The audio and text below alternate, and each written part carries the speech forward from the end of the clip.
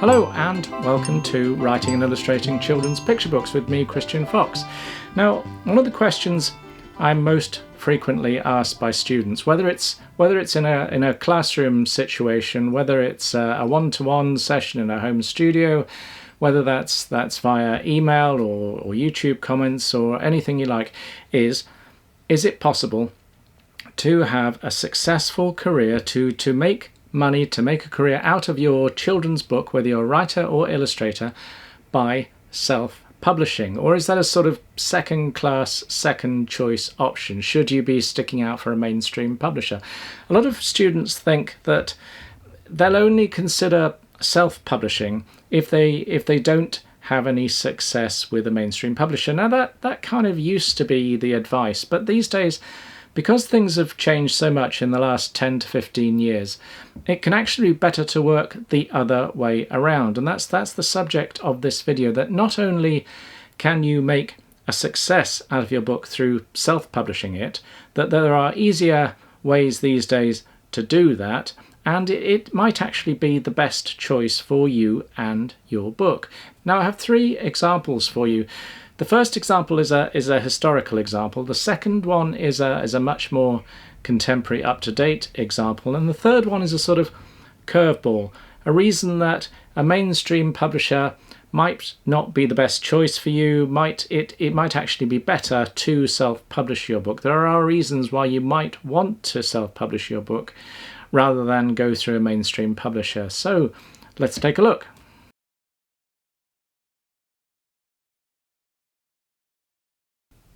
Now, the first self-published author I'd like to talk about is one that often surprises people, because we're going all the way back, over 100 years. We're going back all the way to the turn of the 20th century, 1901, Beatrix Potter. Beatrix Potter produced her first book as a series. It was an illustrated letter to the children of her former governess. Now, she wrote that letter wrote a series of letters that she illustrated stories within those letters for the children around 1893. It was only about 7 years later that the governess contacted her and said, these are so good, they ought to be turned into a book. So 7 years later, around 1901, Potter decided to approach publishers to put all she borrowed the letters back from the governess, put all those illustrations together to make a book. She chose the best story, the story of Peter Rabbit, or what she thought was the best story. She made a dummy book, just like I encourage you, or just like I show you how to do on the illustrators course if you're following the children's book courses I do. So she followed exactly the same process over 100 years ago as we do today. She made a dummy book in black and white, and she touted it round the London publishers. She had no interest. She approached publishers that were new to her and publishers that had accepted her greetings card work before. She'd never done a story before, but she had done greetings cards, and some of those publishers, some of those printers had published her greetings cards, so she tried them with the dummy book. At this time, colour printing was just becoming accessible, and they liked the idea of producing a colour children's book. Children's books themselves books printed, published specifically for children, were fairly much a novelty item around this time. And because colour printing was just coming in, it was just becoming cheap enough, they liked the idea of a colour book. Potter had done 42 black and white line illustrations, so they felt it was too long. It was black and white, it just didn't have enough appeal. It had one colour illustration just to illustrate the sort of frontispiece, the sort of title page in it. The rest were just black and white line drawings of rabbit scenes and very, very simple scenes. And they felt it was overly long, it was just not colourful enough for the emerging market. So they all rejected it. She still liked the idea of producing a book for family and friends, so she arranged to have a batch of books printed herself in around 1901. She arranged for 250 books to be printed in a very small hardback form, just the sort of same size as this sort of hand size that these books were later produced in. Now that first print run of 250 black and white copies proved to be enormously popular, so popular that she immediately produced another 200. Again, this was being distributed to family and friends and just through word of mouth. These weren't on commercial sale at all. So she commissioned a second print run. By this time, another family friend, the Reverend Hardwick Rawnsley, I think his name was, decided that, more ought to come of this. So he decided to reapproach the London publishers on her behalf, in the belief that once they saw the final product, a sort of printed copy, they might reconsider their ideas, their earlier rejection. And that is exactly what happened. Frederick Warne & Co., who had rejected the first proposal over a year ago, decided that there was merit in what they dismissively called this little bunny book earlier. But they knew that the market was changing and there would be an appetite for a colour book, not in its present black and white form. So they requested that if they were going to go ahead with it, that the book would have to be shorter. It was 42 illustrations. They thought it would have to be cut down to 32 illustrations, and those illustrations would have to be coloured. So if Potter was willing to cut the number of illustrations and colour the entire book, then they were prepared to go ahead with an initial print run of 5,000 copies. Again, in that very, very small format, exactly like the books eventually came out. This isn't an original copy, this is a modern reprint, but they were always in this kind of very, very small, lovely for sort of small hands. That initial print run of 5,000 that was agreed sold out. It actually pre-sold 8,000 copies by the time it came out in 1902. So they had to go immediately to a second print run. Not only was there an appetite for colour children's books, there was a huge appetite. Within a year, I think they'd gone to the fourth or fifth print run, and they were up to about 29,000, 30,000 copies, that kind of thing. Now, Potter was also, and this is another point that surprises people, Potter was also a pioneer in the idea of merchandising. Merchandising is often considered to be a sort of modern aspect of children's publishing that came in the 60s or 70s. But Beatrix Potter was doing it all the way back in 1902, 1903. She decided that there would be a market for a Peter Rabbit doll. There was a huge appetite for it. She followed it up with board books. I think there were playing cards, there was china tea sets, all kinds of things like that. So she very quickly, it not only made a lot of money from the books, but also the merchandising. They were printed in America. They started to be translated into other languages. By 1905, she'd made enough money from the books to buy her first farmhouse in the Lake District. She went on to produce 23 original Beatrix Potter books. There are far more. There are hundreds of Beatrix Potter books, but the rest are all sort of continuation and compilation books and colouring books and things like that. There were 23 original Beatrix Potter books, all produced in this tiny little format, until I think she carried on working until around 1930. Now, by the time of her death in 1943, she'd actually managed to buy 4,000 acres worth of land in the Lake District. She tended to take over failing farms, to buy farmhouses that needed renovation. She wanted to preserve that countryside of the Lake District. She was very interested in the sort of formative period of the National Trust, and she wanted this land preserved. So that's where she put all her money. She didn't have any children, so that's really what she wanted to do with her legacy. By the time of her death, she'd managed to acquire 16 farmhouses and 4,000 acres of land. Now, for what started out as a self-published book, I'm sure you'll agree, that's not bad. Now, as promised, I have a more contemporary example of successful self-publishing for you, and this one's bang up to date. Back in 2011, a Swedish psychologist called Carl Johan Forsen Elrin produced a Swedish language version of a sort of self-help book for parents and small children called The Rabbit Who Wants to Fall Asleep. This was initially available only in Swedish language. He produced a very small amount of copies. I'm imagining, I don't have a copy, I haven't been able to find a copy. I imagine it was in this sort of photo book, the sort of cheapest format you can get in photo book, which is this sort of small softback copies. They're very professional, but they're the cheapest format you can have printed. And he had a limited number of those published. The illustration style was, if you're subscribed to the illustrators course or even the writers course, there's a resources pack where you can see examples of what the original book looked like.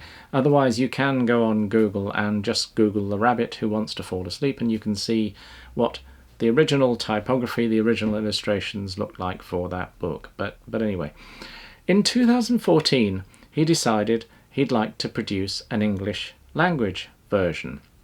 And by that time, Amazon had come on stream with Amazon CreateSpace, which was a sort of another print-on-demand service, and they would sell it through Amazon and give it an ISBN number and everything else. That service has now become Amazon Kindle. It's much bigger. It's essentially the same service. So he enlarged the format slightly and made a kind of hardback version using the same illustrations. This is a later typography. The original typography is very, very crude, but using the same sort of illustrations. The illustration style, again, is, I don't like to say crude, but it's not what a mainstream publisher would use on their books. It's the kind of thing that you might ask a family member or a friend to do, somebody who's not a professional illustrator, or an author might be able to provide illustrations like that themselves. Now that's irrelevant. The illustrations were perfectly adequate for the book. Now, it was on sale for a year, from 2014 to 2015, just over a year. I think it's about 14 months, and it sold about 300 copies, which is kind of not bad for a self-published book. That's just over 20 copies a month, I think. Now that's okay. That's respectable sales that you might expect. Now, for some reason that nobody has been able to tell me, I haven't been able to find out on the net. He hasn't come forward and said why in interviews this happened. For some reason, there was a huge sales spike in August 2015. It went from 300 copies in total, suddenly, overnight, up to 29,000 copies. And nobody can explain why it suddenly caught on to that great extent.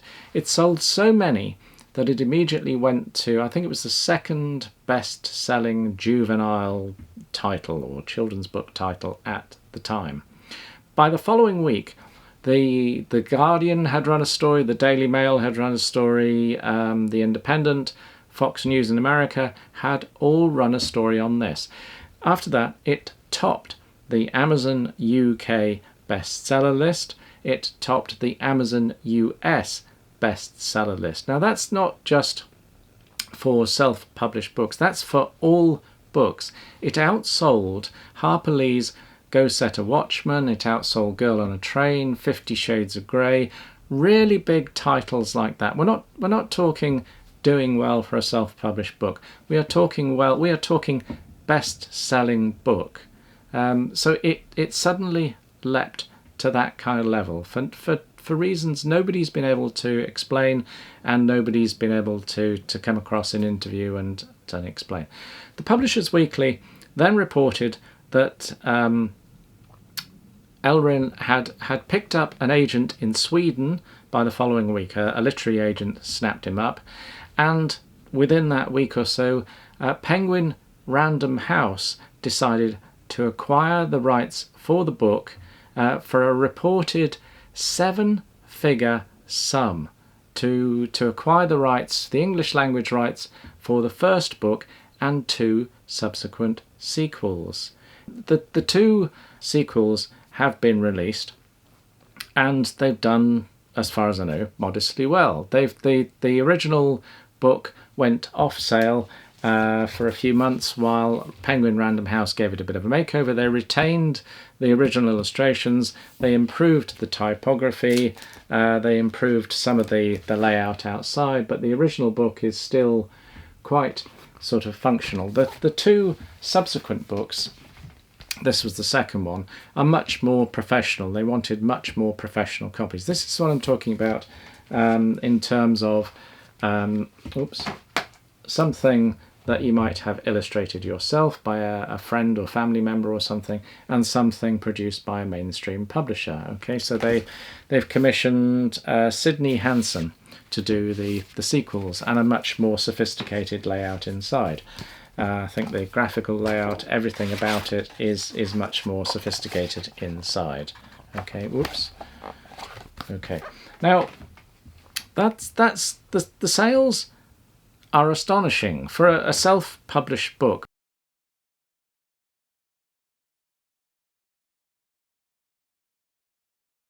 But it's also proof that your self-published book. Now this is apparently without any kind of promotion, without any kind of social media spike or massive work on Elrond's part or anything else.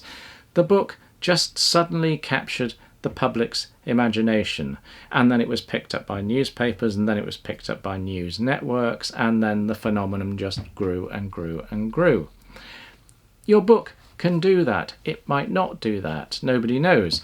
But it is proof, it's contemporary proof, that a book can sell astonishingly well for no apparent reason.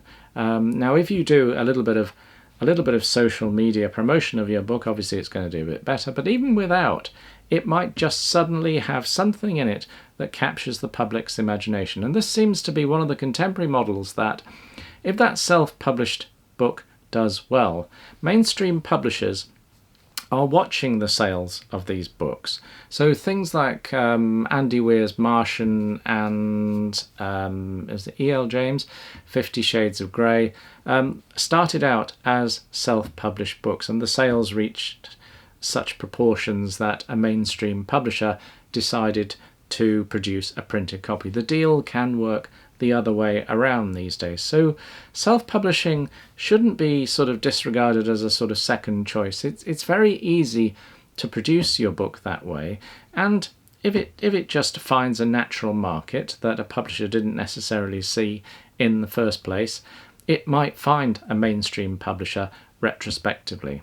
So there are all kinds of ways into this. Don't disregard self-publishing.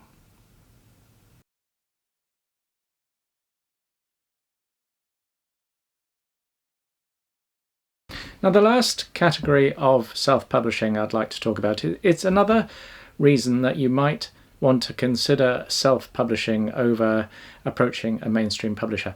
Now, this is for charitable books. If you have a cause that you're particularly passionate about, if you have an issue that of which you want to raise awareness, then you might consider self-publishing for that reason. Because if you approach a mainstream publisher with an idea for let's say any kind of syndrome, or even a disability, even something widespread like deafness or blindness, there just isn't enough sales volume for a mainstream publisher to consider publishing a book on those issues. I know it's a travesty that you just can't interest them in this kind of thing.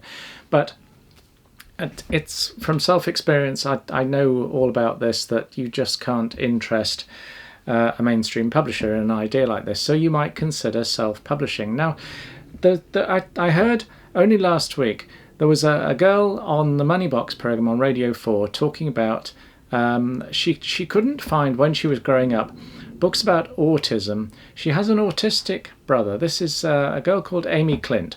She has an autistic brother, and when she was growing up, she just couldn't find any books on the subject of autism, to explain autism to siblings, to explain autism to her friends and other young people.